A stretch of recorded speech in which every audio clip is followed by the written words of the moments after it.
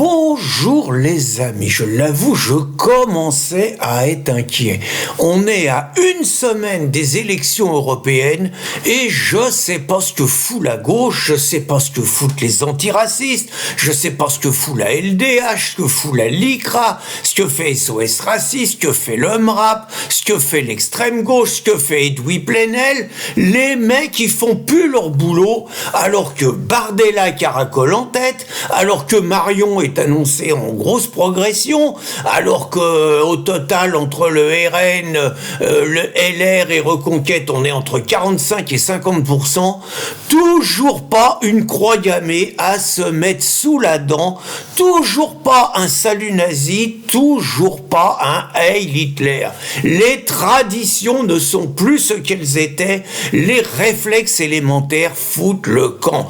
Heureusement, dans ce contexte dramatique, il demeure en Bretagne, comme chez Astérix, un petit village d'irréductibles gauchistes. Je ne dis pas gaulois, parce qu'ils se sentiraient insultés. Et il nous reste surtout une valeur sûre, Erwan Chartier. Alors Erwan Chartier, vous le connaissez, c'est le patron, le rédacteur en chef du Poer. Alors il a traîné mon copain Bernard Germain et Christine Tazin devant les tribunaux. Il a fait un livre sur Calac qu'il essaye laborieusement de vendre. Nous, on lui a donné des conseils. On lui a dit qu'il devrait accepter un débat avec mon copain Bernard Germain, qui lui aussi a écrit un livre sur Calac. C'est pas tout à fait la même approche, hein, mais on lui a dit qu'il devrait accepter un débat, que nous, on le promouverait, qu'on lui ferait vendre son bouquin et tout. Il veut pas débattre avec la bête immonde.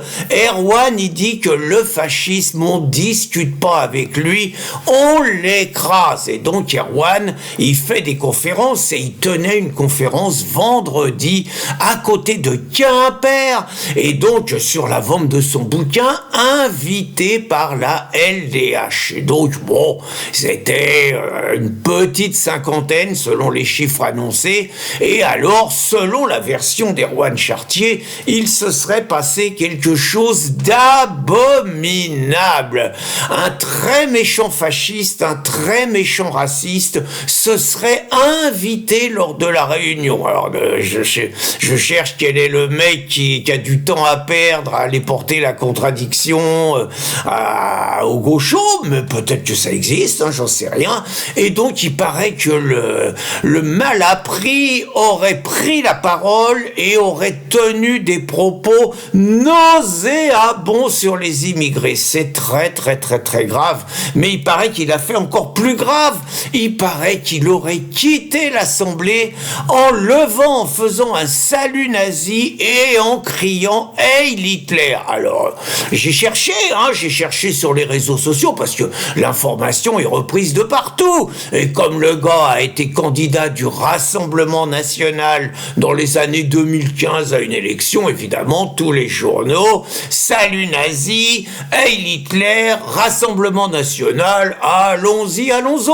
Bon, que du classique, hein, donc, mais je me suis dit, bon, on est quand même dans une époque où tout le monde a la main sur son téléphone et tout le monde a le réflexe, dès qu'il y a une scène un peu bizarre, le mec filme en espérant faire le documentaire du siècle, le scoop du siècle. Donc, j'avoue que je suis un peu étonné que devant une petite cinquantaine de personnes, il n'y en ait pas un qui ait filmé les propos nauséabonds sur les immigrés du militant ancien Rassemblement National. Je suis étonné, là encore, que si le mec a crié Heil Hitler et qu'il ait levé le bras, je suis étonné qu'il n'y ait pas eu un mec qui a eu le réflexe de filmer et que ces images immortalisées ne circulent pas sur la toile. Or, le drame a eu lieu. Erwan, il est traumatisé. Il dit qu'il a jamais vu un salut nazi d'aussi près. Il en dort plus. Mais je suis étonné, moi, justement, de ne pas voir ce salut nazi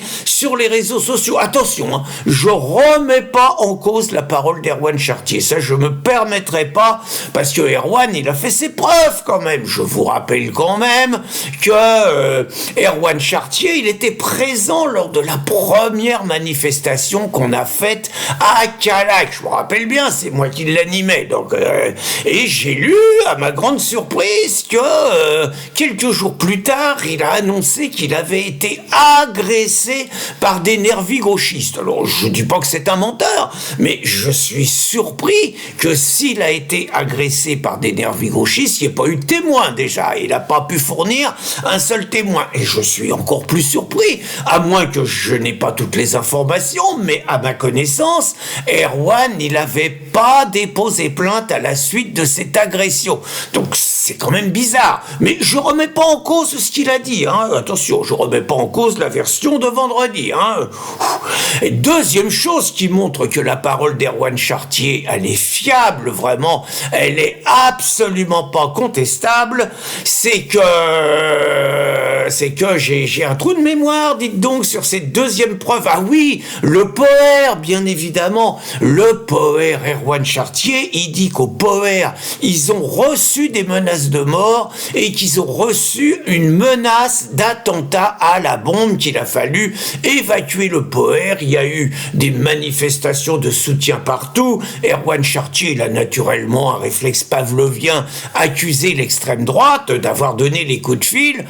Je suis étonné parce que quand même les flics, quand ils volent, ils retrouvent assez facilement les gens. Et là, je suis étonné, mais vraiment étonné, c'est-à-dire que un an après, il y a toujours aucune trace, il y a toujours aucun mec d'extrême droite qui a été arrêté, qui a été démasqué pour avoir fait les menaces donc de mort et d'attentat au POER.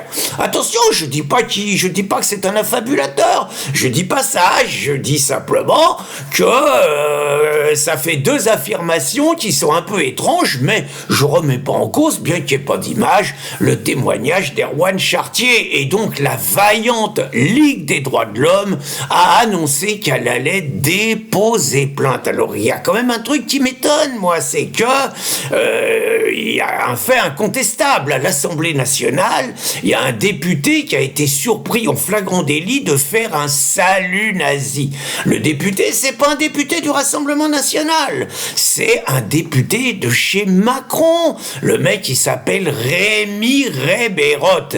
Et le gars, il dit qu'il a répondu à un salut nazi d'un grand gaillard député du Rassemblement national. Il est incapable de donner son nom, il est incapable de fournir une preuve, mais le gars, il s'abrite là-dessus. Mais lui, par contre, il a vraiment fait un salut nazi.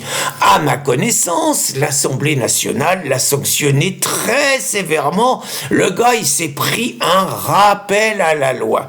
Et à ma connaissance encore, la Ligue des droits de l'homme, si prompte à déposer plainte en Bretagne contre un misérable bras tendu nazi, etc., là, n'a absolument pas réagi, pas plus que SOS Racisme, pas plus que le MRAP, et pas plus que la LICRA. Et je vais vous mettre, histoire de les taquiner un petit peu, des bras tendus de personnes prises en flagrant délit. Elle s'appelle Christiane Taubira, elle s'appelle Jean-Luc Mélenchon, elle s'appelle Emmanuel Macron, et à ma connaissance, il n'y a pas eu dans les articles, dans les journaux, des articles expliquant que ces gens-là s'étaient rendus coupables d'un salut nazi. Une dernière chose, je n'ai pas de raison de penser que la presse ment, je n'ai pas de raison de penser qu'Erwan Chartier ment, en admettant que le gars ait été assez stupide pour aller dans une réunion de gauche et pour quitter la réunion de gauche en criant Heil Hitler et en tendant le bras. Je pense que le gars est un âne et qu'il aurait mieux fait de partir en criant Allah Akbar. Cela n'aurait absolument pas dérangé ni Erwan Chartier ni la Ligue des droits de l'homme. Bonne journée les amis.